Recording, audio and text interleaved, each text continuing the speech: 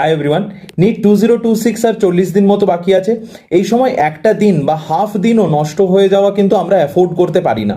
কিন্তু কোনো শারীরিক কারণে যদি নষ্ট হয়ে যায় তাহলে তো কিছু করার থাকে না, কিন্তু চেষ্টা করতে হবে সমস্ত অ্যাসপিরেন্টসদের, সমস্ত নিট অ্যান্ড অন্যান্য সমস্ত কম্পিটিটিভ এক্সাম যারা দিতে চলেছে সেই সমস্ত পরীক্ষার্থীদের একটা জিনিস খেয়াল রাখতে হবে যে নিজেদের শরীর কিন্তু যতটা পারা যায় এই সময় কিন্তু ভালো রাখার চেষ্টা করতে হবে।